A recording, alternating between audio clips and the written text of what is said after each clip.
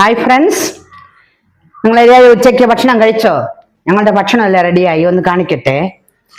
പതിവ് പോലെ തന്നെയാണ് ചമ്പാവരി ചോറ്.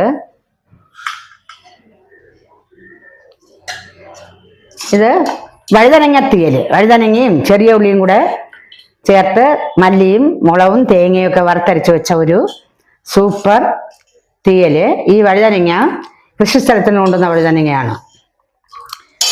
ഇത് മുരിങ്ങയ്ക്കത്തോരൻ, മുരിങ്ങയ്ക്കയും ചെറിയ ഉള്ളിയും കൂടെ ചേർത്ത് വെച്ച ഒരു മുരിങ്ങയ്ക്കത്തോരൻ. ഇന്നത്തെ മത്സ്യം നവര മീൻ എന്ന് പറയും. നിങ്ങളുടെ നാട്ടിൽ എന്ത് പറയുന്നത് എനിക്കറിയില്ല. നവര ഒരു ചുവന്ന മീനാണ്.